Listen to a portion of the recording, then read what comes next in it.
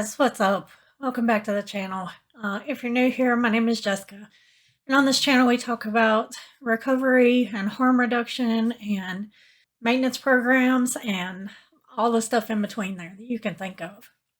And I just wanted to kind of come on and kind of give you guys an update. I feel like I'm doing this a lot, and it makes me really disappointed in myself, but I'm trying. So y'all just hang in there with me. I've tried so many times this week to sit down and film a video about my taper because I told you guys in my last two videos, I think, that I was going to do that and that was upcoming. And every time I sit down to talk about this taper, it just makes me realize that I have more emotions rolled up in this taper than what I realized I did. And I'm going to do a more in-depth video about it, but I just wanted to kind of come on here and let you guys know where I was at. I realized that I had a lot more emotion tied up to the way it's being handled or not handled on my clinic side. I'm just having a really hard time filming it, and I try really hard to just come on here and let you guys see if I'm upset about something or if I'm happy and pleased with something. And I'm just really, really struggling with this video. I just didn't realize how emotional it was going to make me to come on here and talk about it. Just to give you guys like a brief, condensed version of what's been going on. In January, my boyfriend asked me to marry him, and I said yes. And once all the glow and the happiness of Keith asking me to marry him faded, then we started like really thinking about, you know, things that we would need to change after the wedding and, you know, like financial stuff and insurance and all that stuff. And the insurance is a big thing because my insurance is, you know, income based. And if you make over a certain amount, you don't qualify for that insurance anymore. So I knew that when Keith and I got married, I was going to lose my insurance. So I didn't really feel like I was ready to start a taper, but I told myself, you know, am I going to keep this medicine or am I going to marry the man of my dreams? So I decided to do a taper. Now at this time, my counselor, Katie, if you guys have watched any of my past videos, you probably heard me talk about her before because she's everything that I could ever hope for in a counselor. She was still at the clinic where I am at now. Since then, she has moved on to a different job where I am now. You know, end of June, I'm trying to work things out with my insurance and to make sure with Keith's insurance, once I transfer to his, once we get married, that I can go to the clinic where Katie went because, you know what they say, hindsight is 20/20 and you never know what you got until it's gone. Well, I'm living that truth right now because I've, you know, from the instant I went into the clinic where I'm at now, Katie did my intake and just something between her and I just clicked. And even though she doesn't have personal like lived experience with substance use disorder, she is one of the most empathetic, compassionate, caring counselors I've ever met in this field. And that includes all the time that I've been in recovery, not just going to a clinic myself, but like the people that I try to help. She's one of the best. She really is. And I'm so glad that when she left the clinic that I'm at, that she continued on in the work that she's in because I feel like that's what she was put here for. She's really that good, y'all. Like if you could think of all the things that you would ever want out of a counselor, Katie has it. When Katie told me that she was leaving, that she was going to have to transfer all her patients to another counselor, you know, we sat down and talked about it. We had already talked about my taper. I started my taper March 28th.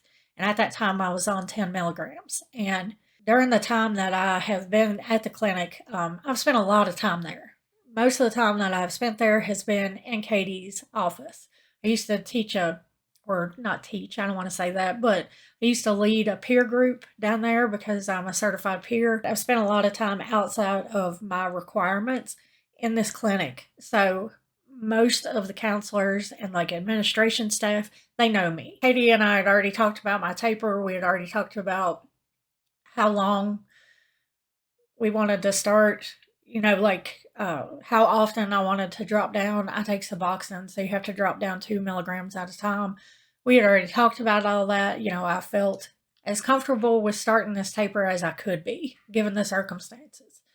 And when she was talking to me and saying, I accepted this other job offer, is there a counselor here that you would like to be transferred to, you think, that you would be able to work well with? And there is a counselor there that at the time I was like, yeah, this is who I want to go. And I'm not going to mention her name or anything. There aren't a lot of counselors here. They're vastly outnumbered. The counselor to patient ratio is insane there. But I asked for her, and she came into the office actually one day while I was sitting there talking to Katie. So we asked her, would you be willing to take me on as a patient when Katie leaves? And she was like, yeah, I'm pretty full as far as my patient load goes and my other responsibilities here. But yeah, she agreed to take me. So, I felt pretty confident in that. And I didn't take the time. Looking back now, I didn't take the time to take into consideration all of her other responsibilities that she has at the clinic, because I love this woman. I do. She's a great counselor. She really is. She just has so many other responsibilities within this clinic that it's taken her away from her duties as a counselor. So I don't have the connection and the interaction with my new counselor that I do with Katie.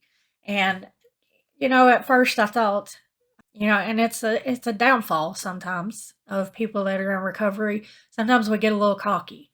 And I got a little cocky. And I was like, you know what? I'm far enough along in my recovery that I should be okay, not having open access to my new counselor like I did with Katie. Because like I said, Katie's great.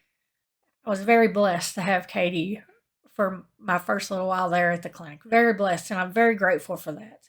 And it's, hindsight, like I said, and looking back, I did get a little cocky because I was like, I'm far enough along in my recovery. I'll be fine. All I need to do is taper off and my medicine, so I don't have any triggering feelings physically or anything like that, and I'll be fine. That is not the case. I tapered down. I think it was before Katie left. I think Katie left in May. May have left in April. Anyway, doesn't matter. I did start my taper right before Katie left, actually, because I know that I talked to her after she left and she asked me, how are you doing on the 8 milligrams? And that just goes to show like what a great counselor she is, because even though she doesn't work there anymore, she's still checking on me, and it just means so much to me. I try not to get emotional when I talk about Katie, but it means a lot to me because she does still check on me to make sure that I'm okay. And I don't want you guys to think that I'm like blaming my new counselor, saying that she's horrible or anything like that, because I get aggravated about it. But this past week, really, just been trying to like take a step back and take into consideration all the other things that my new counselor does, because she handles all the intakes. She's like a supervisor over the other counselors, but not only in responsibilities. They wouldn't give her the title of it, but they gave her all the responsibilities of it, and then she has all these patients. And so, I'm trying to just be realistic about it and realize that I know that she is bound to be very overworked. And, she shared some things with me about her personal life, so I know that she has a lot going on there. March 28th was the first time that I picked up all of my take homes for the following weeks, and it was 8 milligrams instead of 10 milligrams. And when I first realized that I was going to have a lot of problems with this taper, was not that I felt it physically. For me, it has been more of emotional.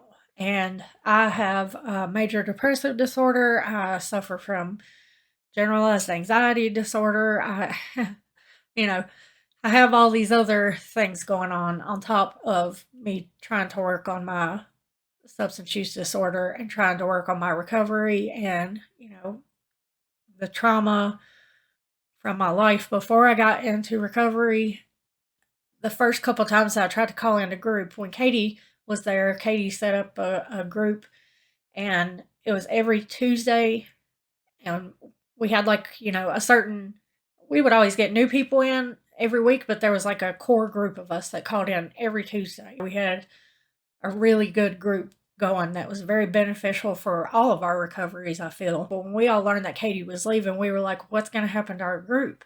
And she was like, I'm trying to find somebody that will take it over. And so you guys don't lose the momentum that you have, and you don't, lose all the progress you've made. So she asked the lady that has become my new counselor to take over this group. And, I feel like, just speaking from my own personal experience and from people that I've met in this clinic and the work that I do outside of the clinic, working with people that are in active use, but that are wanting to like go into treatment and get into recovery, consistency is a big thing for us in our recovery. And I'm not saying that we can't handle change. It's just we would prefer not to deal with change. And a lot of us had come to rely on that group. We knew a lot of things that were going on in like people's personal lives and their struggles, whether it was with their recovery or with their family members, or, like being the black sheep of the family. There were a lot of people in there that considered themselves the black sheep of the family.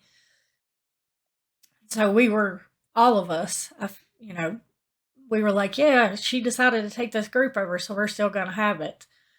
Well, that's really when I started to notice that I was struggling more than I wanted to admit to myself, because unfortunately that group has not been carried on in the way it was conducted before. And we knew that a new counselor taking over the group, things were going to change. But a lot of times, unfortunately, because my new counselor is so busy with all the other things that she has going on, we'll call into group and another counselor, someone completely new, will come on and say, Miss Joanne, that's not her name, I'm just making up a name, is still doing intakes, or, she's doing something and she can't come to group today. So if you guys will just give me your patient numbers, you'll get credit for group today. And, for some people that are just trying to meet the bare minimum of requirements there at the clinic, because there are those people there, and, that's fine, that's their journey. That's great for them. They're like, heck yeah, I don't have to sit on the phone for 30 minutes and talk about my feelings. But then there's a lot of people like me that rely on those groups, and we get a lot out of those groups, and it helps us through the day or the week, and it gives us a safe place to talk about our recovery and about how we're feeling and about different ways that we can cope with things. And having that taken away from us has been hard on quite a few of us, because I've talked to regulars of that group, outside of that group, and I know that I'm not alone in this. So that's when I really first started noticing that, I started to get scared about my taper. And then it kind of just started, when it started, it just rolls into a bigger and bigger ball, it seems. When it rains, it pours. So the next thing that I noticed was that I can't get in touch with my new counselor. Not through email, not through voice messages, not through going down there and sitting at the clinic in the waiting room and waiting for her to have time to talk to me. Like, I can't. And I've tried. If you guys have Gmail, I'm assuming this is a regular thing, but my Gmail reminds me all the time, you sent this message to Joanne 7 days ago, 14 days ago, 28 days ago. Would you like to send a follow-up? At that point, I just started getting discouraged, because I didn't realize how much I had come to rely on the person-to-person interaction revolving around my recovery. I didn't realize how much it was benefiting me to be able to pick up the phone and talk to Katie, or to email her, or, whatever it was, and be able to get a response back and be like, I feel like I'm losing my mind, or let me tell you this really great thing that happened, or, let me tell you my newest achievement. I mean, I told her that I started a YouTube channel, and every time I get one more subscriber, I would be like, oh my God, I got 8 subscribers. And, she celebrated all those things with me. And when I was having trouble with my family or, feeling a certain way, or if I would remember new traumas from my childhood, she helped me through all of that. And on top of all of that, she did all the other stuff too, like helping me make changes to my medication and making sure that I went to the doctor's appointments outside of the clinic that I was supposed to go to, like regular checkups and going to get my eyes checked. And I know part of that is just that's Katie, and she just goes above and beyond for people that are in her life. That's just Katie. I didn't realize how beneficial it was to my recovery until I lost it. I've gone, a couple months working on this taper. I haven't stepped down anymore because once all of the emotional and mental stuff, started happening, this whole time my body's trying to adjust to this taper. And like I said, it wasn't bad until probably the last couple 3-4 weeks. For whatever reason, I guess my body, was like, oh, this is what it's going to be, and I started having withdrawal symptoms. And I really thought that I would have withdrawal symptoms, early on, like as soon as I started and stepped down from 10 milligrams to 8 milligrams. And I really didn't. Every once in a while, I would get that, like, skin crawling feeling that we have. I have restless leg syndrome. I've had it my whole life. And, I'm sure 14 years of opiate abuse didn't help that any. When I go through withdrawals, that kicks up even more. But initially, I could feel it, just like a little bit. And I noticed that I was getting real emotional. And you guys, like, my depression is bad. So I noticed, that I was starting to get real emotional about stuff. And it was stupid stuff. And the more time that went on, like, I would be sitting at a red light and I would cry because it stayed red too long.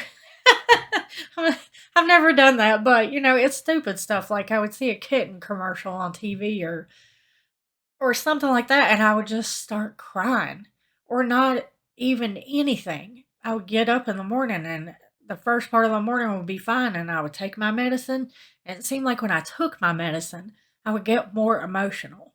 And then as time went on, I started feeling more of the physical symptoms of it all. I lost 10 pounds in a week because I was so sick, vomiting and going to the bathroom.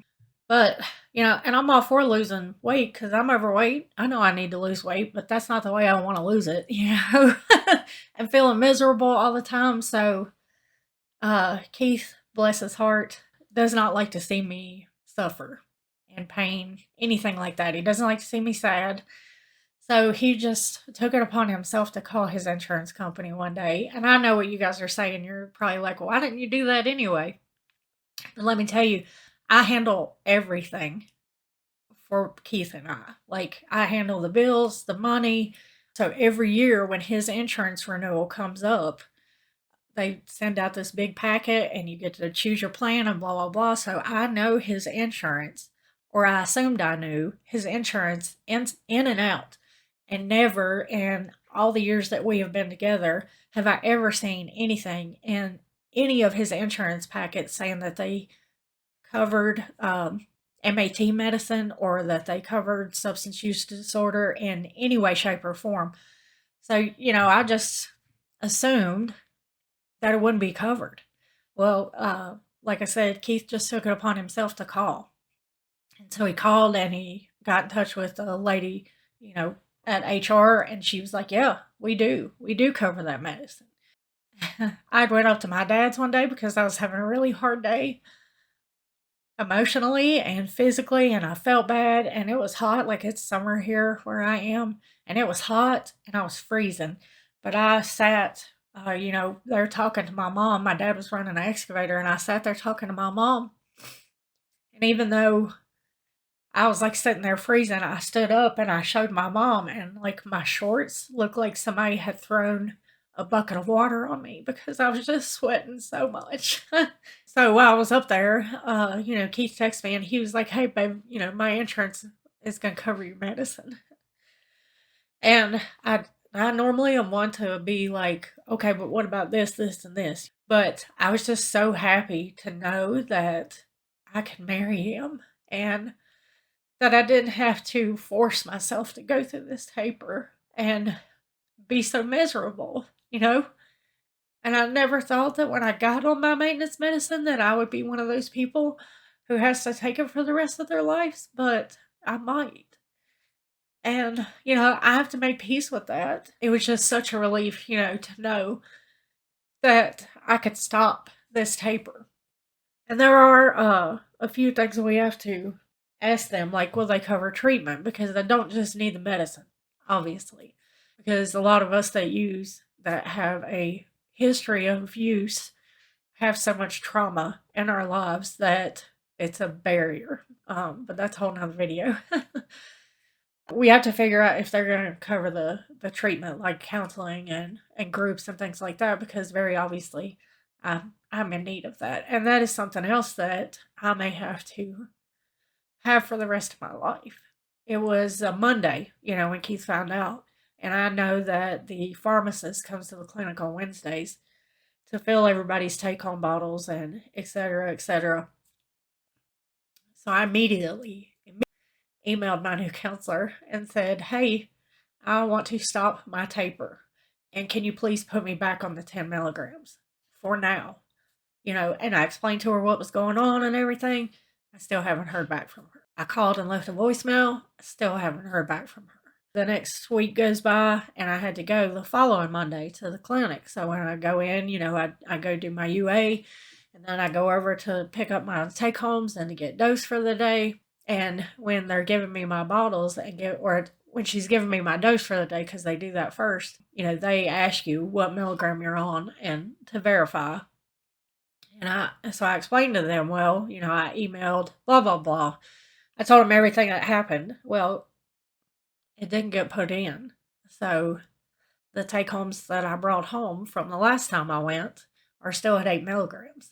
And I'm dealing with it, because I'm hoping that she has since seen that email and that when I go to pick up the next time, that it will be back to where it is and I can be comfortable again.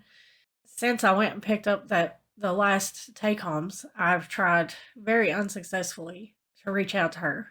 And as a matter of fact, when I was there in the clinic that day, I sat down and I told the receptionist, I said, could you let Joanne know that I'm here and that I have a while and I'll sit out here and wait for her. And I sat in the waiting room for probably 45 minutes and the receptionist said she hasn't even looked at the message yet. And I was like, okay, I'll wait a little bit longer, but if I leave, will you give her a note for me? I sat down and waited for a little bit longer. I don't remember how long. But before I left, I said, here's the note if you could just make sure that she sees this today. And I put my phone number on there, my patient number, everything. I rewrote my email address just in case she had lost it somehow. And I was like, please, can you reach out to me? I need to get in touch with you. I tried to wait on you today, but I can see that you're busy. I still haven't heard from her. And every Tuesday for the month of June, she hasn't done group. Someone else has either done it for her or they've had someone come on and just take down our numbers to give us credit for the group. She hasn't called me. She hasn't emailed me. Nothing. So, when I started this video, I said that I didn't know if I was going to be able to tell you guys about my taper, but that's pretty much where I am right now. And, it's just really frustrating. And I learned a long time ago in my recovery, like beginning stages of my recovery, that I had a hard time being patient and waiting on people. So that's something that I really try to work on. But it is really, really hard. Extremely hard. And I don't know what else I can do, I hate feeling like, I don't have any control over the situation. Like there's nothing I can do. And I know realistically, like in my brain, that I've done everything that I'm supposed to do and now it falls on her. But it gives me such anxiety to not know, when I do go back to the clinic, knowing full well that I'm doing everything I'm supposed to be doing. I'm doing it right, and I'm just battling this on. I'm the one going through the sleepless nights. I'm the one, fighting with my depression more than I normally would. And that I have done all the right things. I've showed up for a group. I've just I'm upholding my part, I guess, and it gives me a lot of anxiety to not know if they are holding up their part. Does that make sense to you guys? And like I said at the beginning, she's she has so much going on inside of work. Like, I can't even imagine. And I knew that before I asked her to be my new counselor. I don't think I really took into consideration how that would affect her being a counselor and me adding on to her patient load. So I take that in as well, you know, and think maybe I should have asked for somebody else or something. I don't know. I take responsibility for that because I didn't, and I feel like in a way that was selfish of me to just be like, oh, I want her, and not take into consideration the number of patients that she already had or the other responsibilities that she already had. So I don't know. You guys will see. Right now, I'm stuck at 8 milligrams, and I'm just getting through it. It's nothing that I can't handle. So I don't want you to think that that's what I'm trying to say or that I'm coming on here, whining and crying. What? Crying? Whining and crying. I just promised you guys a video about my taper, and as with all of my videos, I hope that by me sharing my story, maybe if there's somebody out there that watches this video and you're going through the same thing, you realize that you're not alone. Because I know that relief that you get knowing, okay, hey, I'm not alone in this. I don't go back this week, I go back the following Monday. I will keep you guys updated and let you know what's going on with that. And really, that's it for today's video. Thank y'all for listening. I know it's weird sometimes to just watch somebody on a video or whatever, but when I sit down and press record on my camera, I really feel like you guys are here listening to me. So I appreciate all your love and support and listening to my story. And if you guys have any suggestions or you want to share your story and be like, hey, I've been through something similar and this is what I did, I would love to hear it. So please, if you have any of that or anything, don't hesitate to drop me a comment below. I'm going to let you guys go because we have family coming in that's going to be here in like an hour from out of state. And I need to go run a bunch of errands and do all that before they get here. So I love you guys. If you're going out this weekend for 4th of July, please be safe, no matter if you are celebrating or protesting, because I know there's a lot of that going on. Just please be safe. Take care of yourselves and take care of each other. And I'll see you guys in the next one.